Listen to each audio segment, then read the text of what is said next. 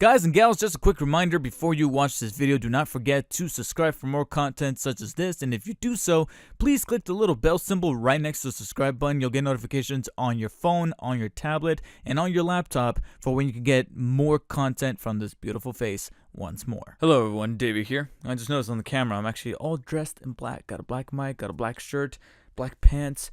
It's because I'm in mourning. I'm in mourning that I could not get Comic-Con tickets this morning. Or I could be in mourning because I'm super tired from waking up so early to try to get Comic-Con tickets, only to no avail. Or I could also be disappointed by the fact that I'm trying to record this video and my parents are just making a whole ruckus. So I apologize if you guys do hear something going on in the background. But tangent aside, I wanted to bring you guys something a little bit different. So Red Dead Redemption 2 is out. So you can tell from the image there. I've been playing it. I think I've poured already a good 30 to 35 hours into it. I'm actually practically halfway through the game. I've hit a very significant turning point that's going to change the dynamic, either for better or for worse. I honestly cannot tell, because this is kind of like the moment from Red Dead 1 where they kind of changed the environment. They changed a certain aspect about the game that some people were okay with and others thought it was a little bit of a dip in the story. But that's a whole different matter. What matters is that this game is just so huge and so vast, and also it's sold like hotcakes that practically everybody and their grandma has it.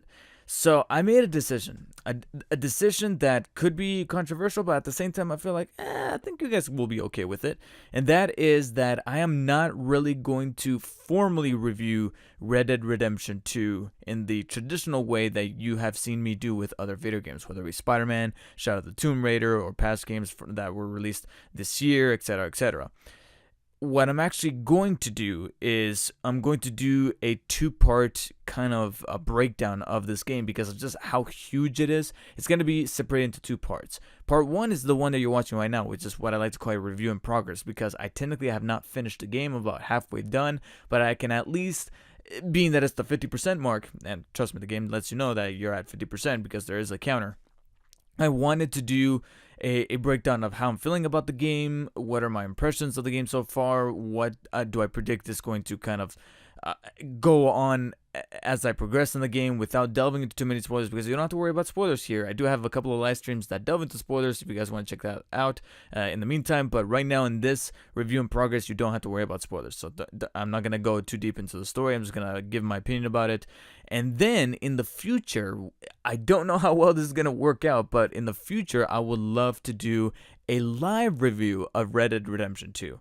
Live, meaning it's going to be a live stream of me talking about Red Dead Redemption 2, and that's going to be my full verdict. I'm probably going to repeat myself in a couple of points of that I'm going to make here in this video, but at least it's going to be my official verdict on the game with rating and everything. But it's going to be live, so you guys can actually interact with me. You'll be able to post comments in the chat, and I'll be responding to them as they come in.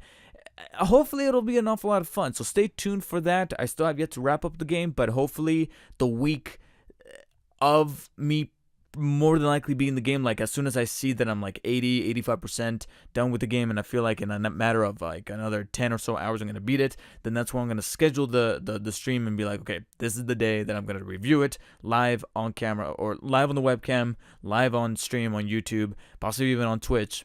So stay tuned for that. More details at the end of this video. In the meantime, part one of my whole breakdown analytical essay on Red Dead Redemption 2, because of just how huge it is, my review in progress thus far. I can definitely see the arguments made for and against this game, and I guess against this game, the overall consensus of the game from a negative perspective would be that it is a little slow, because I remember playing that first 2 or so hours, which consists of chapter 1, that involves the snow, being trapped in the snow and trying to find shelter and trying to kind of step into the boots of Arthur Morgan and his role in the Van der Linde, yeah, I think that's his name, Van der Linde gang, headed up by Dutch, who's one of the characters, one of the side characters from the original Red Dead Redemption, along a vast majority of other characters, both new and, for, I guess you can kind of say, returning for Red Dead, even though technically Red Dead Redemption 2 is a prequel, which I think was a smart move on Rockstar's part, because on the one hand I'm like,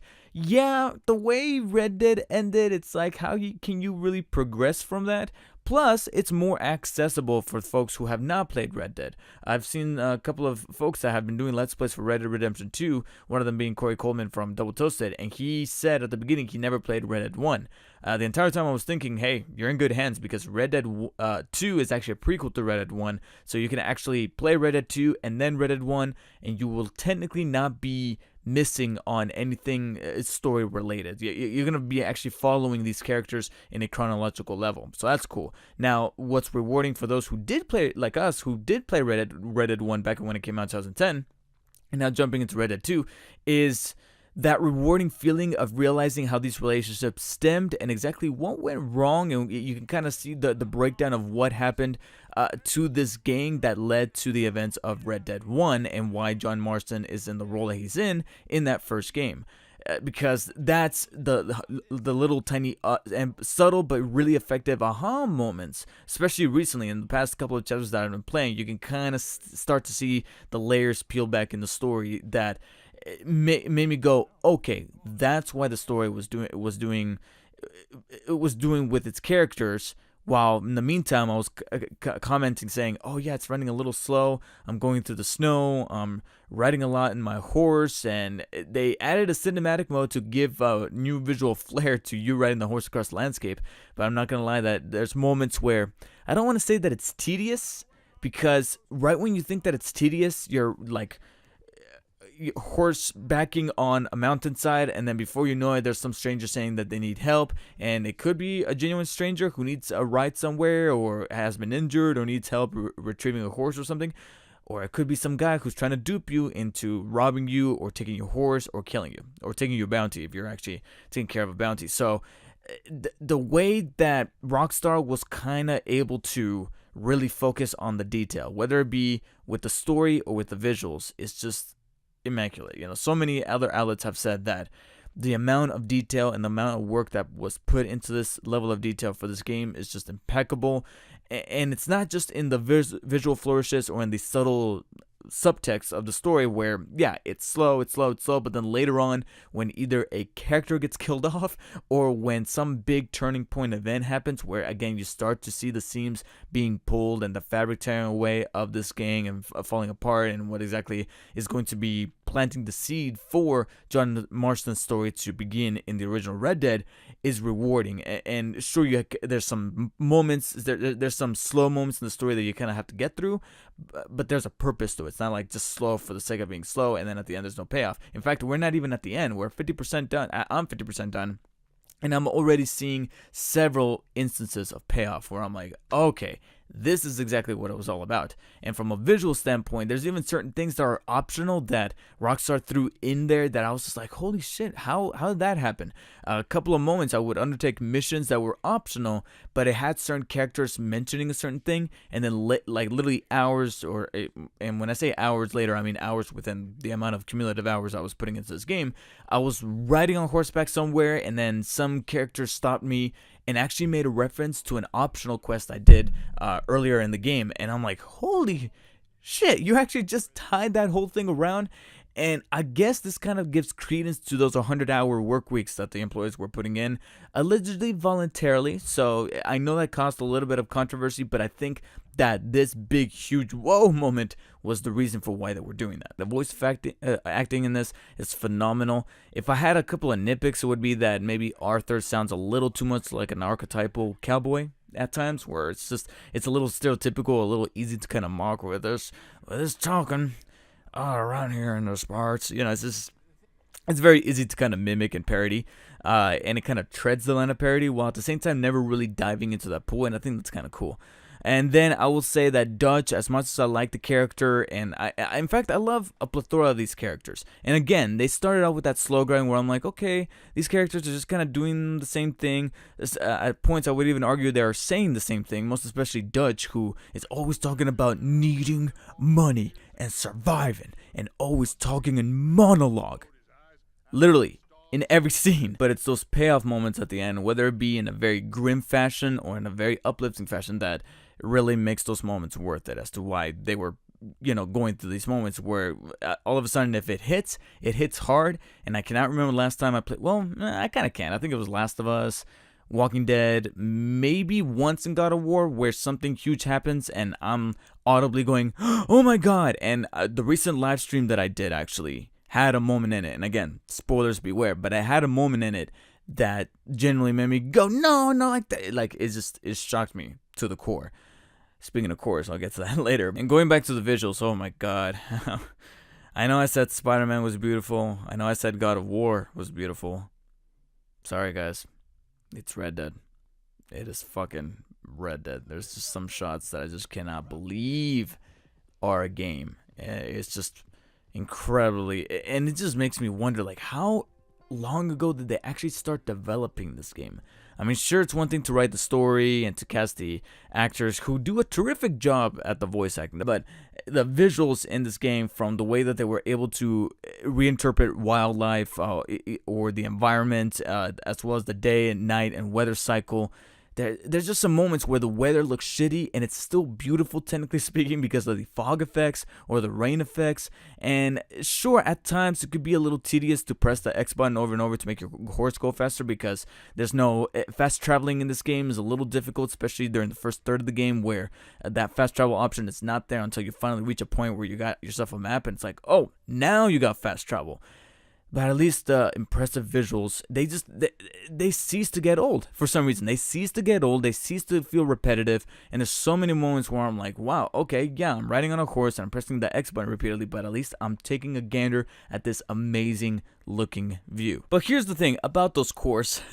We move on to the gameplay and how I'm feeling about it so far. So it's very Rockstar, in the sense that it's very open. You got an open sandbox world, and with that world, because of the amount of detail that Rockstar was able to put in, not just in the visual or audible flares of having characters mention things from a past mission that you did that was optional, or even a past interaction where you literally just said something to somebody and later on they're repeating that thing again or making a reference to it, to where it's like, wow, this feels like a living, vibrant world that feels like it's part of its time in 1899, because there's times where you're just going through the world and it feels empty, but not in a bad way. Because often when you think of an open world and it's empty, that means it's devoid of life, it's devoid of things to do.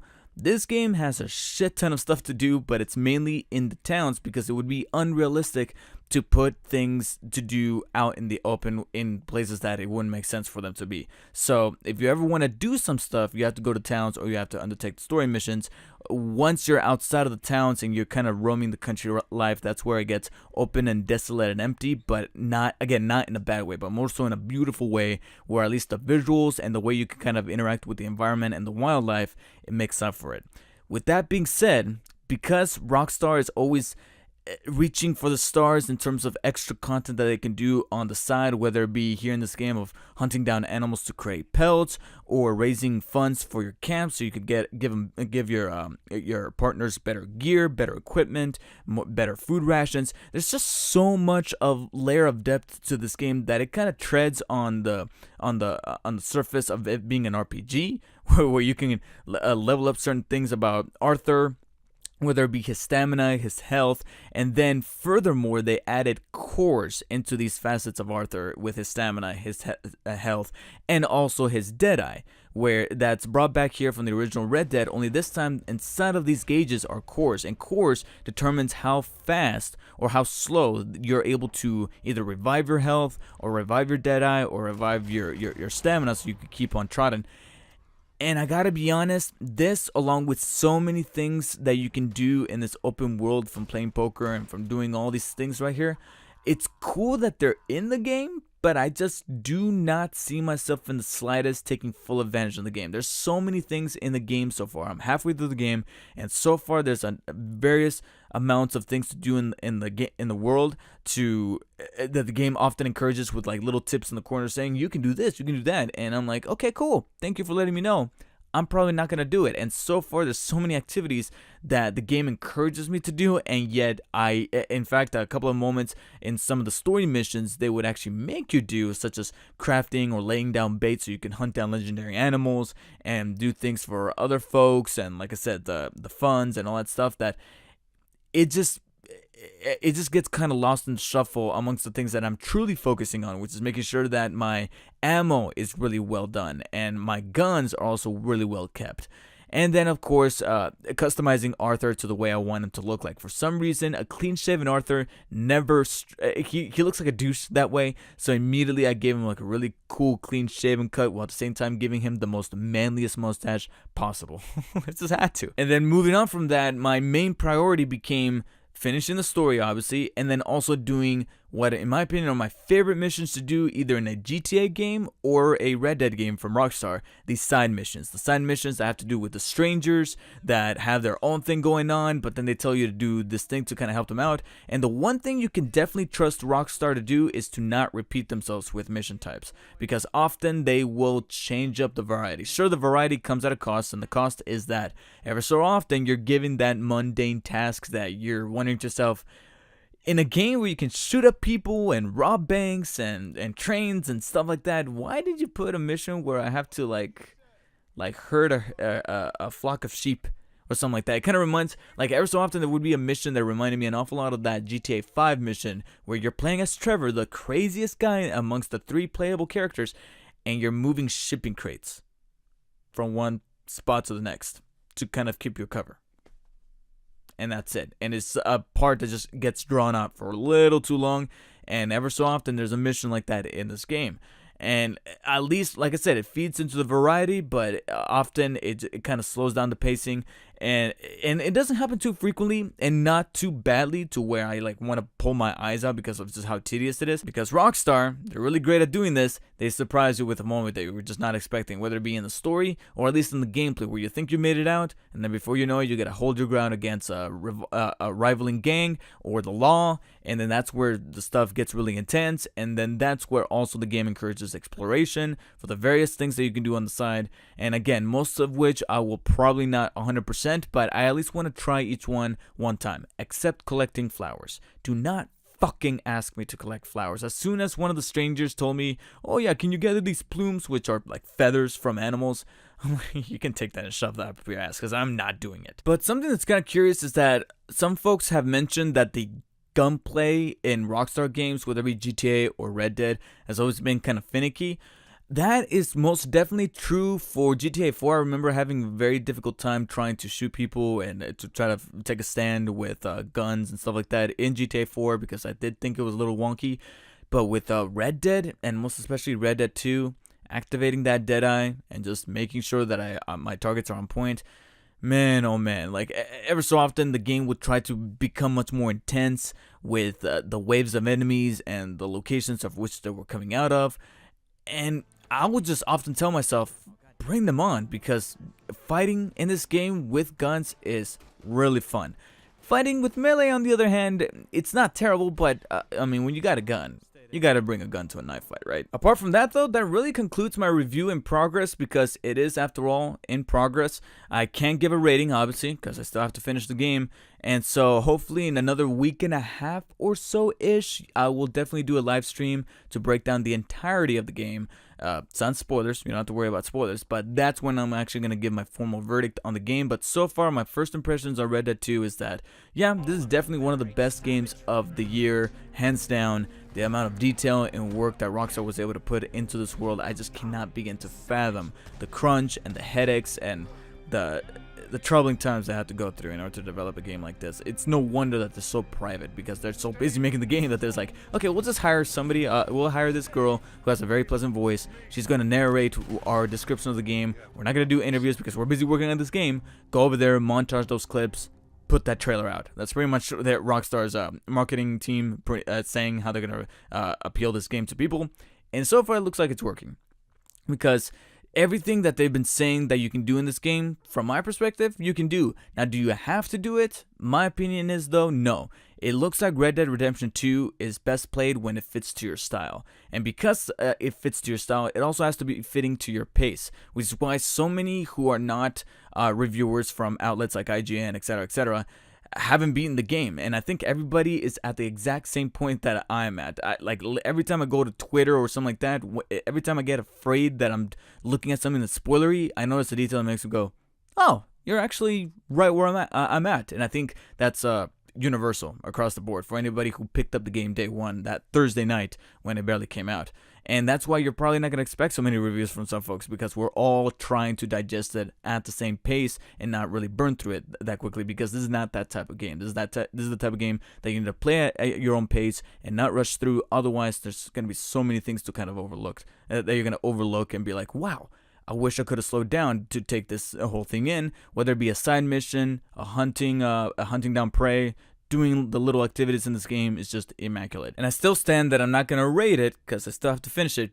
But if I had to rank it amongst my top 5 games of the year so far, I would say number 5 is Monster Hunter World. Even though I still haven't finished that yet, but I'm literally like at the very, very end. I just need to beat the Elder Dragons, those fucking things. Number 5, Monster Hunter World. Number 4, Detroit Become Human. Number 3 would be Red Dead 2. Number 2 and number 1, as biased as it sounds, God of War and Spider-Man respectively. That's just how it is right now.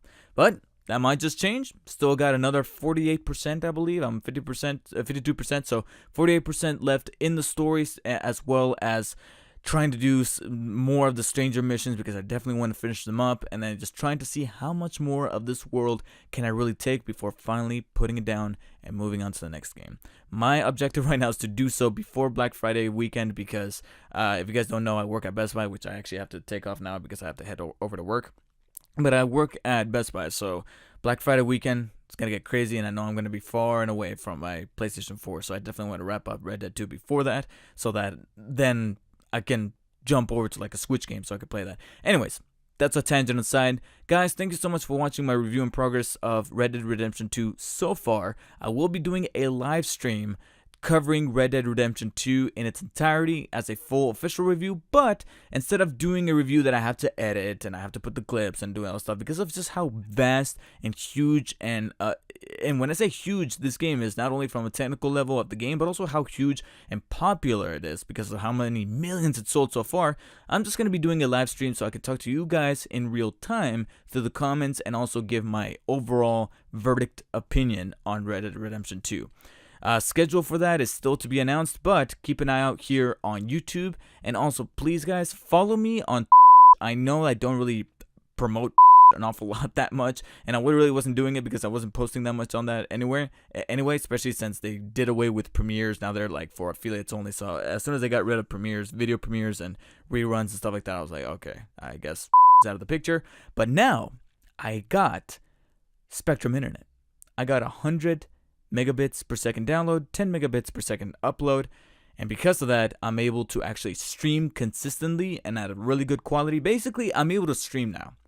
So if you go back a couple of my videos, you'll notice I have like an hour-long stream and a almost 3-hour-long stream of Red Dead 2. Again, spoilers beware in those live streams, but this means that I can actually jump on platforms like YouTube here, or better, and actually live stream there. So please, guys, follow me on, or I don't know if I might have to censor that because I hear that YouTube doesn't like hearing the competitor here. It's almost like, you know, you can't go to Taco Bell where they only have Pepsi and find a Coke there.